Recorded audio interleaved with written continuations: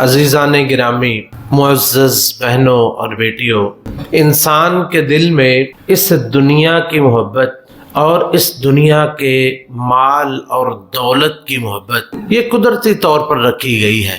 مال کی طرف، دولت کی طرف، پیسے کی طرف، دنیا کی زیب و زینت کی طرف، دنیا کی چمکتی دولت کی طرف اس کی نگاہ اور اس کی توجہ ہمیشہ سے ہے، اور انسان ہمیشہ سے دنیا کا مال، دولت، پیسہ زیادہ سے زیادہ سمیٹنا چاہتا ہے، اکٹھا کرنا چاہتا ہے، حتیٰ کہ نبی کریم صلی اللہ علیہ وسلم نے اس کی اس طرح مثال بیان فرمائی اور بالکل حق فرمایا کہ لو کان لابن آدم وادیان من ذہب لابتغى ثالثا، کہ اگر انسان کے لیے سونے کی دو وادیاں بری ہوئی ہونا تو وہ تیسری کی تلاش میں ہوگا، اس پہ اکتفا نہیں کرے گا۔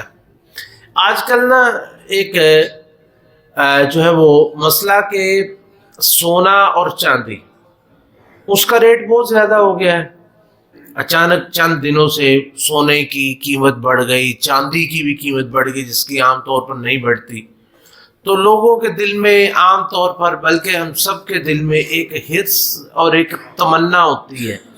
جس کے پاس کچھ سونا ہے اس کے دل میں یہ تمنا ہوتی ہے کاش میرے پاس اور ہوتا، اور جس کے پاس نہیں ہے اس کے دل میں تمنا کاش میرے پاس ہوتا۔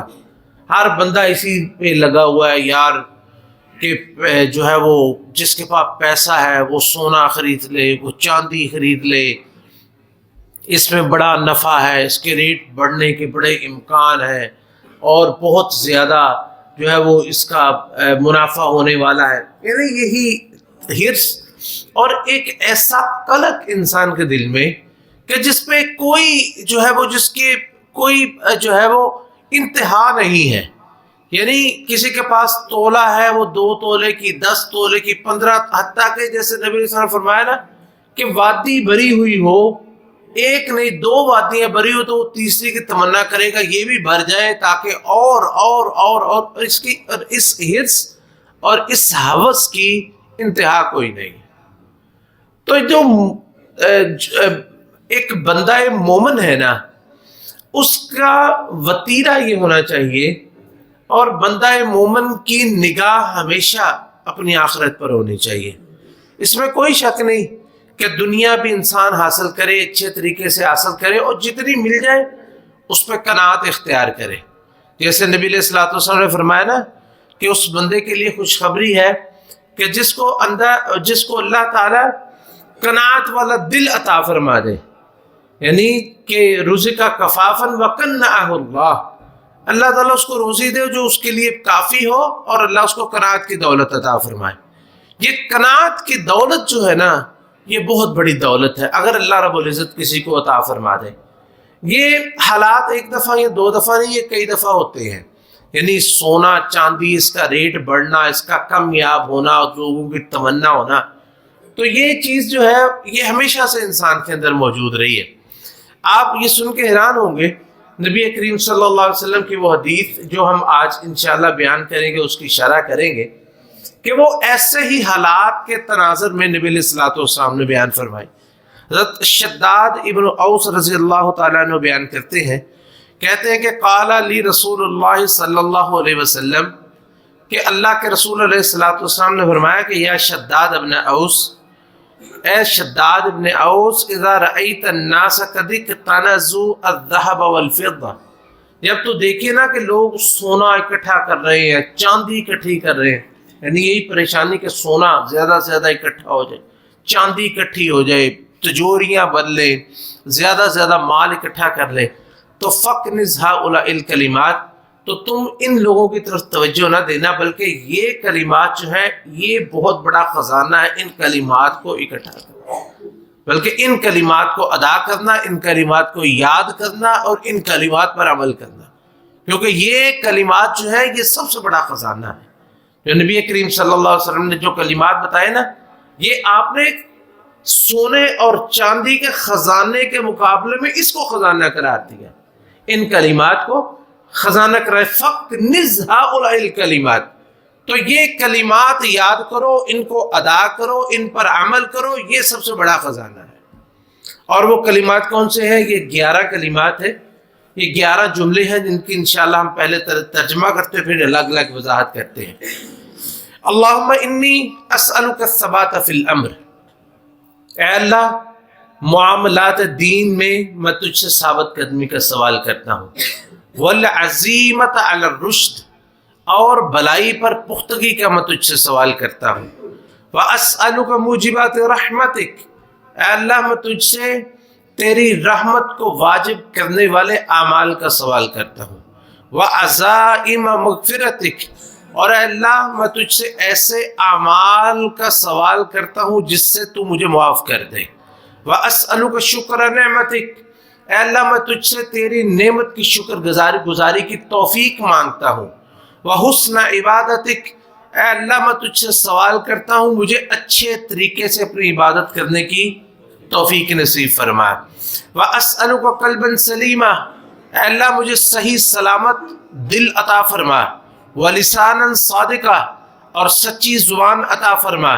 واسألک من خیر ما تعلم، اے اللہ میں تجھ سے سوال کرتا ہوں ہر اس خیر کا جس کا علم تجھے ہے، وَأَعُوذُ بِكَ مِن شَرِّ مَا تَعْلَمُ، اور اے اللہ میں تجھ سے پناہ مانگتا ہوں ہر اس شر سے جو تیرے علم میں ہے، وَأَسْتَغْفِرُكَ لِمَا تَعْلَمُ إِنَّكَ أَنْتَ عَلَّامُ الْغُيُوبِ، اے اللہ میں ہر اس گناہ کی تجھ سے معافی مانگتا ہوں جو تیرے علم میں ہے، کیونکہ تو غیبوں کے علم کو جاننے والا ہے۔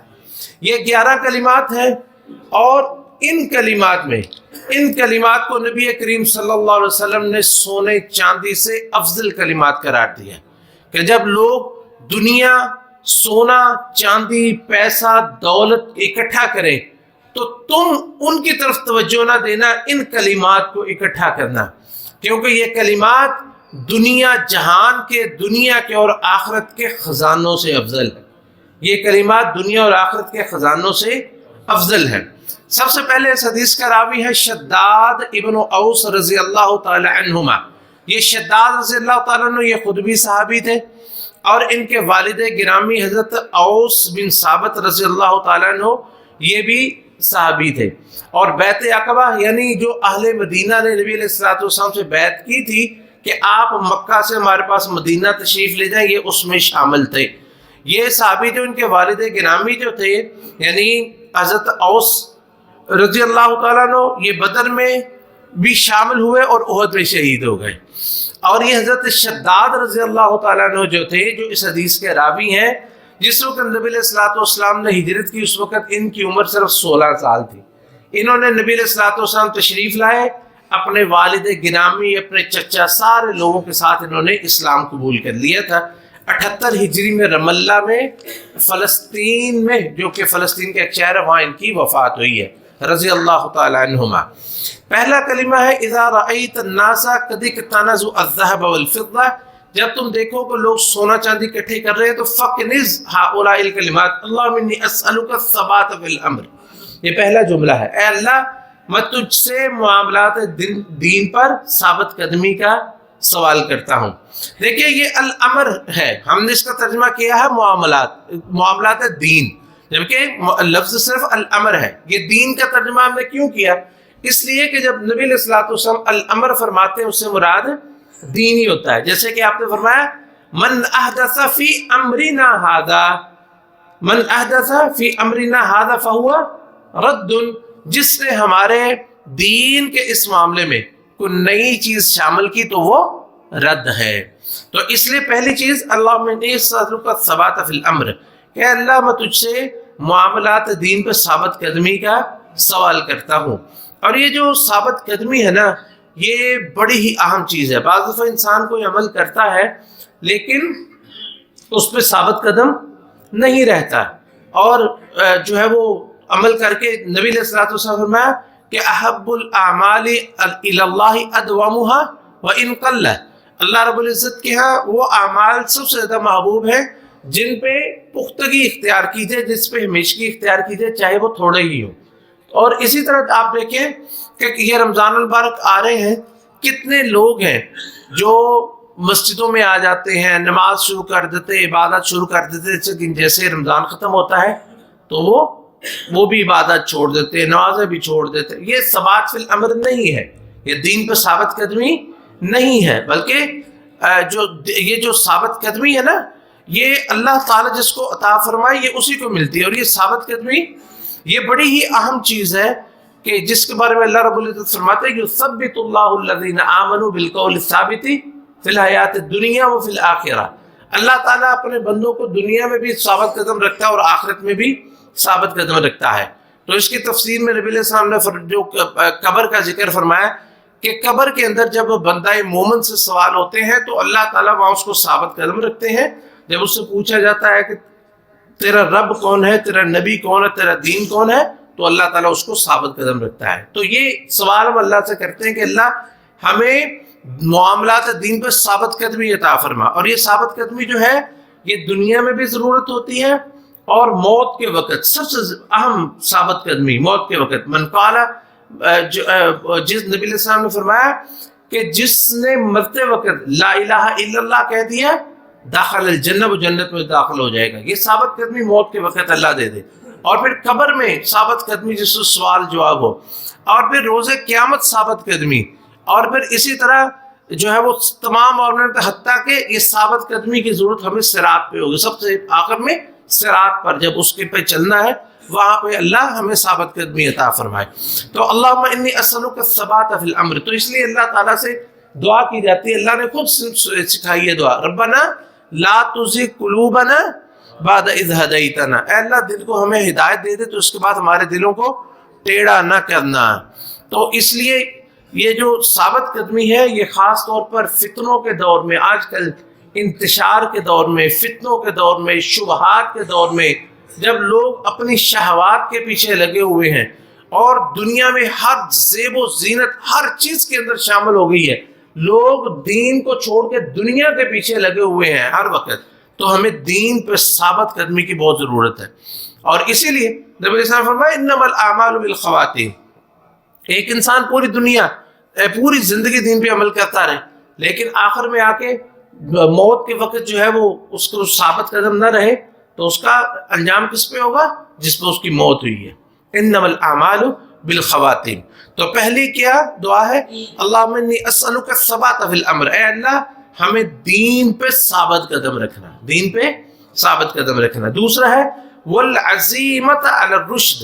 اور اے اللہ ہمیں بلائی کے اوپر پختگی عطا فرمانا، بلائی کے اوپر ہمیں پختگی عطا فرمانا.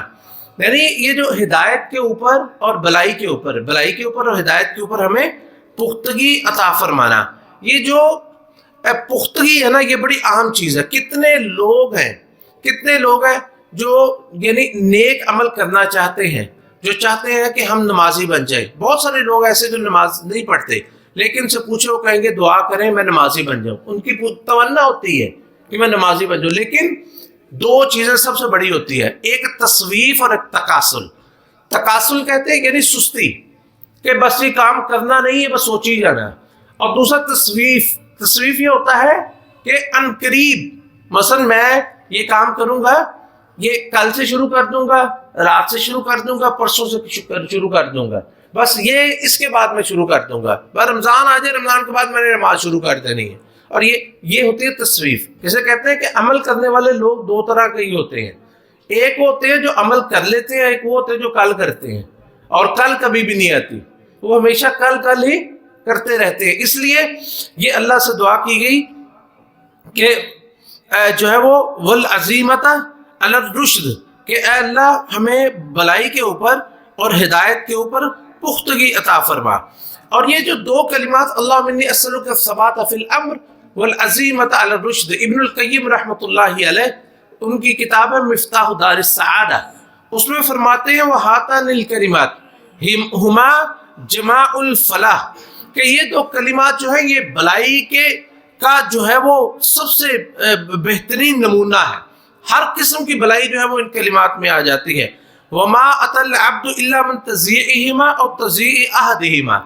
اور جو بھی بندہ گھاٹے میں جاتا ہے، نقصان اٹھاتا ہے نا، یا تو وہ ان دونوں چیزوں میں نقصان اٹھا دیتا ہے، یا ان دونوں میں سے کسی ایک میں نقصان اٹھا دیتا ہے، یعنی کہ وہ ثبات فی الامر نہیں ہوتا یا عزیمت علی الرشد نہیں ہوتی، بلائی جو ہوتی ہے اس پہ پختگی اس کی نہیں ہوتی، اور بلکہ وہ اس میں سستی کا شکار رہتا ہے اور انقریب کرتا رہتا ہے، یہ کر لیں گے یہ کر لیں گے۔ تو اس لیے یہ دو کلمات جو ہیں یہ بلائی کا خزانہ ہے۔ تیسرا آپ نے فرمایا کہ یہ سوال کرو وَأَسْأَلُكَ مُوجِبَاتِ رَحْمَتِكَ، اے اللہ میں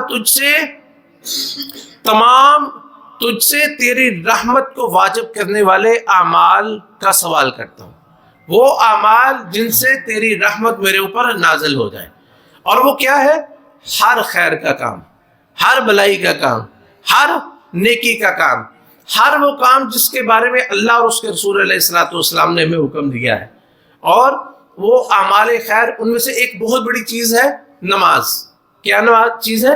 نماز مسجد میں باجماعت ادا کرنا، یہ شرط ہے، نماز مسجد میں باجماعت ادا کرنا۔ اچھا، اور اس کی بہت ایک بڑی دلیل کیا ہے کہ جس وقت انسان مسجد میں داخل ہوتا ہے، مسجد میں داخل ہونے کی جو دعا ہے نا، اس لمبی دعا میں ایک یہ ہے اللہم افتح لی ابواب رحمتک، اے اللہ میرے لیے اپنی رحمت کے دروازے کھول دے۔ یہ نہیں کہ صرف رحمت عطا فرما، بلکہ رحمت کا دروازہ بھی نہیں، رحمت کے دروازے کھول دے۔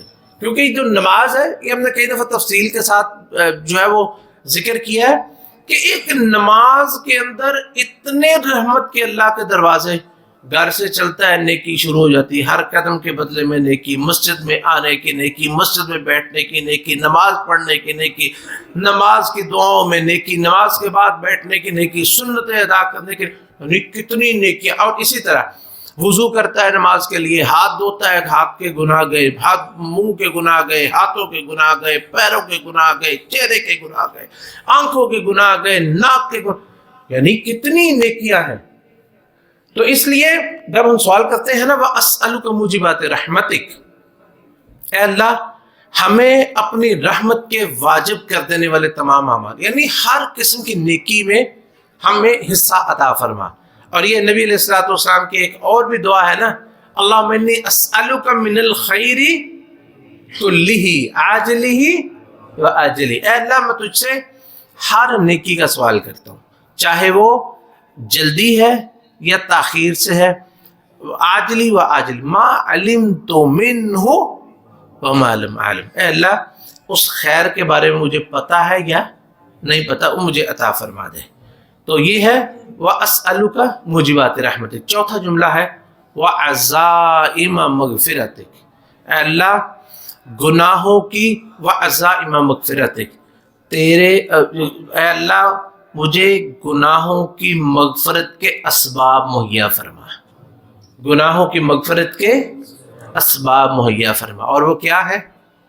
وہ اللہ سے وہ گناہوں کو چھوڑنا ہے، اللہ رب العزت سے توبہ کرنا ہے، گناہوں سے دوری کا عزم ہے، وہ تمام نیکیاں ہیں جو گناہوں کو معاف کر دیتی ہیں۔ مثلا نبی علیہ السلام نے فرمایا نا کہ جس نے سبحان اللہ بحمدہ 100 دفعہ صبح پڑھا، اللہ اس کے سارے گناہ معاف فرما دیتے ہیں، شام کو پڑھا پھر گناہ اس کے معاف ہو جاتے ہیں، کوئی بندہ وضو کرتا ہے اس کے گناہ معاف ہوتے ہیں، نماز پڑھتا ہے اس کے گناہ معاف ہو جاتے ہیں، مسلمان دوسرے مسلمان سے مصافحہ کرتا ہے اس کے گناہ معاف ہو جاتے ہیں۔ تو یہ ساری چیزیں یعنی بے شمار وعزائم مغفرتک، اے اللہ تیری مغفرت کو واجب کرنے والے، تیری مغفرت کے جتنے اسباب ہیں اللہ وہ مجھے سارے کے سارے عطا فرما دے۔ اور پانچویں چیز ہے وَأَسْأَلُكَ شُكْرَ نعمتک، اے اللہ میں تجھ سے تیری نعمت کی شکر گزاری کی توفیق مانگتا ہوں، تجھ سے تیری نعمت کی شکر گزاری کی توفیق مانگتا ہوں۔ اور اگر کسی کو نعمت کے شکر گزاری کی توفیق مل جائے، اللہ فرماتے ہیں لَإِن شَكَرْتُمْ لَأَزِيدَنَّكُمْ وَلَإِن كَفَرْتُمْ إِنَّ عَذَابِي لَشَدِيدٌ، اگر شکر کرو گے تو میں اور عطا کروں گا، اگر کفر کرو گے تو پھر میرا عذاب بڑا سخت ہے۔ یعنی جو شکر ہے اس کے مقابلے میں کیا آتا ہے؟ کفر۔ شکر سارا اسلام پہ عمل شکر ہے۔ شکر کی 3 اقسام ہیں، ایک تو ہے دل سے شکر ادا کرنا کہ انسان کے دل میں اللہ تعالیٰ کی نعمتوں کی عظمت موجود ہو اور انسان دل میں شکر ادا کرے. دوسرا شکر ہے زبان سے ادا کرنا، شکر کے کلمات الحمدللہ یہ سارے جو بھی. اور اسی طرح تیسری شکر قسم ہے شکر بالجوارح، کہ انسان جو بھی عمل کرے اللہ کی فرما برداری کا کرے. اللہ کی فرما برداری کے تمام اعمال اللہ کی شکر گزاری ہے. جیسے اللہ رب العزت فرماتے ہیں نا اعملوا آل داود شکرا وقلیل من عبادی الشکور، کہ اے آل داود اللہ کا شکر کا عمل کرو اور بہت تھوڑے بندے ہیں جو اللہ کا شکر ادا کرتے ہیں. چھٹا جملہ ہے وحسن عبادتک، اے اللہ مجھے توفیق عطا فرما اپنی اچھے طریقے سے عبادت کرنے کی. حسن عبادت کی ہمیں توفیق عطا فرما، حسن عبادت کی توفیق عطا فرما.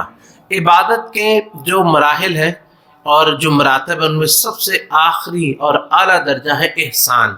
کیا ہے؟ احسان. ان تعبد اللہ کأنک تراہ وإن لم تکن تراہ فإنہ یراک، یہ کہ تم اللہ کی عبادت اس طرح کرو گویا کہ اللہ تعالیٰ کو دیکھ رہے ہو، اور یہ ورنہ یہ کیفیت ہو کہ اللہ تعالیٰ تمہیں دیکھ رہے ہیں. یہ احسان ہے. اور یہ حسن عبادت جو ہے، عبادت جو ہے وہ بہت سارے لوگ کرتے ہیں اپنے کو طریقے بنائے ہوئے، تو اللہ کے ہاں طریقہ کون سا قابل قبول ہے؟ جو سنت کے مطابق ہے. اور حسن عبادت اصل میں وہ ہے، اچھی عبادت وہ ہے جو اللہ کے ہاں قابل قبول ہو، اور اس کے لیے اس کی کتنی شرطیں ہیں؟ کیوں جی؟ اعمال صالحہ کی کتنی شرطیں ہیں؟ 2 شرطیں. کون کون سی؟ جی اخلاص نیت اور سنت کے مطابق ہو. یہ کل سبق پڑھا تھا ہم نے. اچھا عمل کون سا ہے؟ جس کے اندر 2 شرطیں پائی جائیں. اچھا عمل کون سا ہے جس کے اندر 2 شرطیں پائی جائیں؟ نمبر 1، وہ عمل اللہ رب العزت کے لیے خالص ہو، اس میں ریاکاری مقصود نہ ہو. دوسرا، وہ عمل کتاب و سنت کے مطابق ہو، وہ عمل کتاب و سنت کے مطابق ہو. اور یہی انسان کی خلقت کا، پیدائش کا مقصد ہے.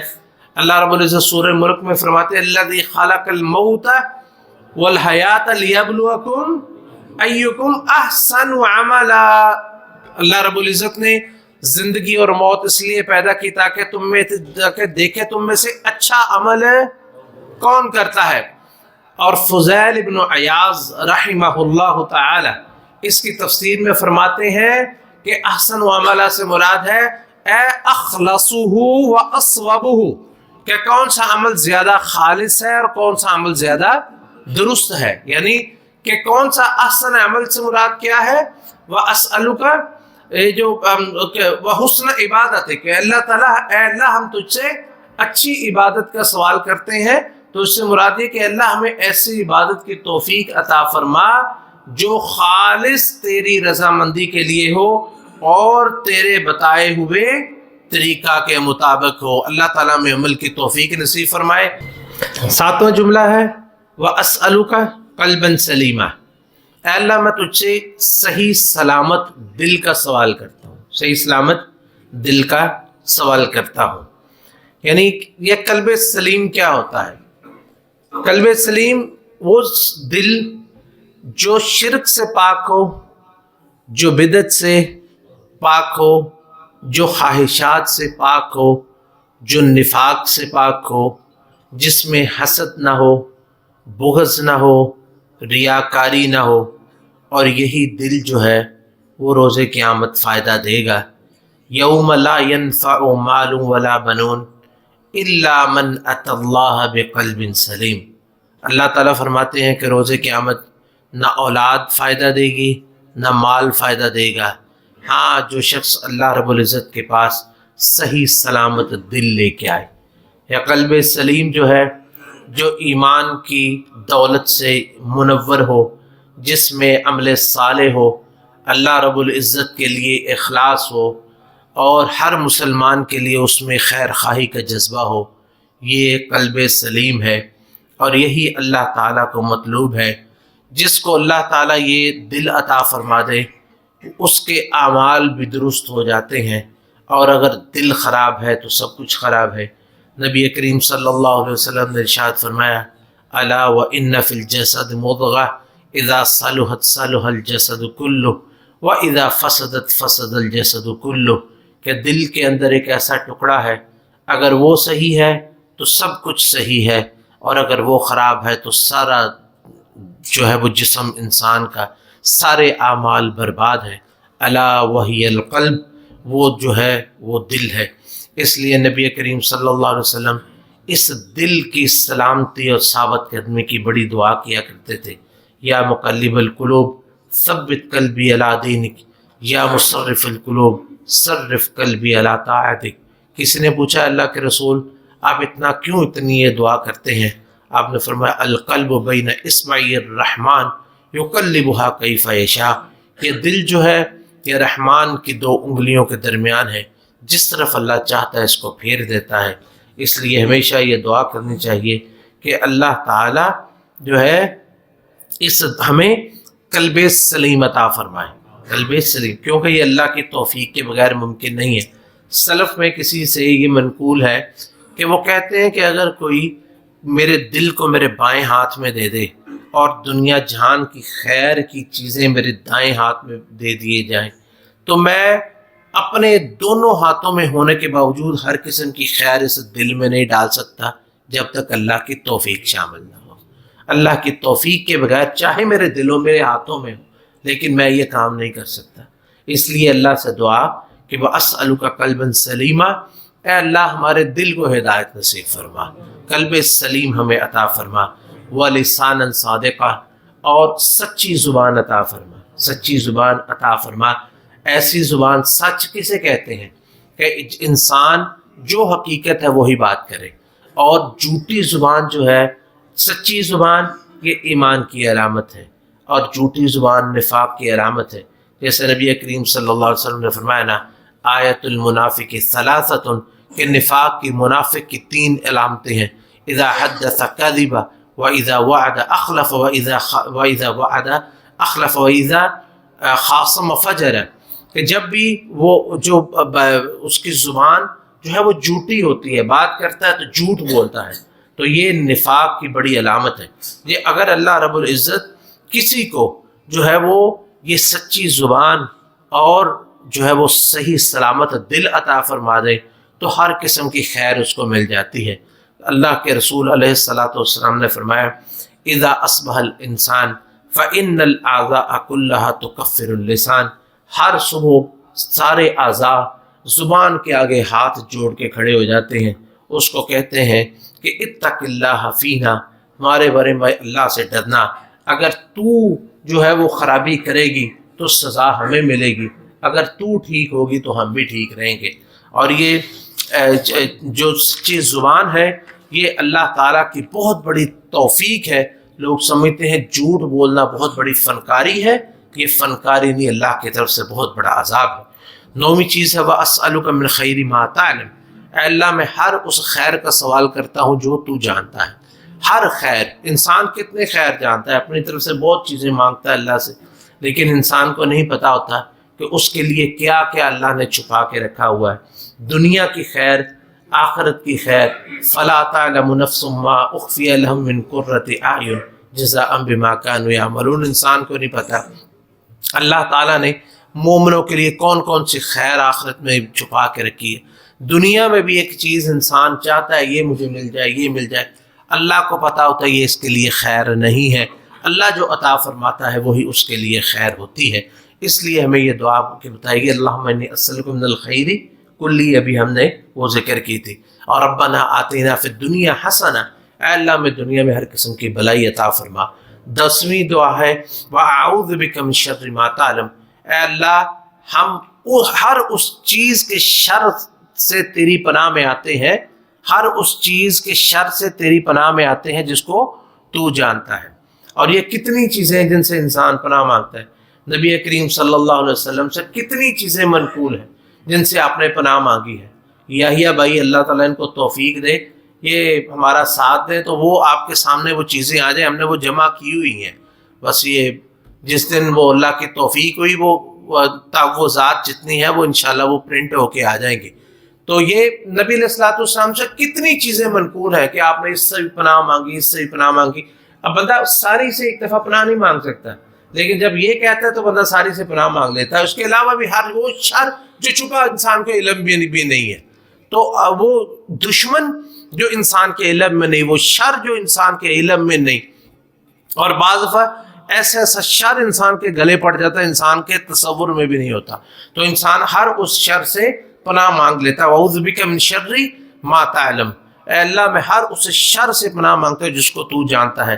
واستغفرک لما تعلم، اے اللہ انک انت علام الغیوب، اے اللہ میں ہر اس گناہ سے معافی مانگتا ہوں جو تو جانتا ہے. کیونکہ انسان کتنے گناہ کر کے بھولا ہوا ہوتا ہے، لیکن اللہ تعالیٰ کے پاس وہ لکھے ہوئے ہوتے ہیں. اس لیے نبی کریم صلی اللہ علیہ وسلم یہ دعا مانگا کرتے ہیں، اللہم اغفر لی ما قدمت وما اخرت وما اعلنت وما اسررت وما اسرفت وما انت عالم به. اے اللہ میں ہر چھوٹے بڑے خفیہ سارے گناہ، اللہم اغفر لی ذنبی کلہ دکہ جلہ واولہ وآخرہ وسرہ وعلانیتہ. تو اس میں انسان جو دعا مانگتا ہے نا، وَأَسْتَغْفِرُكَ لِمَا تَعْلَمُ، اللہ تیرے علم میں میرے جتنے گناہ ہیں. وہ کیونکہ بہت سارے کام ایسے انسان سمجھتا ہے یہ گناہ ہی نہیں ہے، وہ سمجھ رہا ہوتا ہے میں ٹھیک کر رہا ہوتا ہے، لیکن اللہ کے ہم وہ گناہ ہوتے ہیں. اللہ تیرے علم میں میرے جتنے گناہ اللہ سب کو معاف کرتے ہیں. اللہ میں سب سے معافی مانگتا ہوں. اللہ رب العزت سے دعا ہے کہ اللہ تعالی ہمیں ہر خیر عطا فرمائے. یہ دعا اللہ رب العزت سے ہم کرتے ہیں کہ اللہم انا نسألک الثبات فی الامر والعزیمت علی الرشد ونسألک موجبات رحمتک وعزائم مغفرتک ونسألک شکر نعمتک وحسن عبادتک ونسألک قلبا سلیما ولسانا صادقا ونسألک من خیر ما تعلم ونسألک شکر نعمتک وحسن عبادتک ونسألک قلبا سلیما ولسانا صادقا ونسألك من خير ما تعلم ونعوذ بك من شر ما تعلم ونستغفرك لما تعلم إنك أنت علام الغيوب.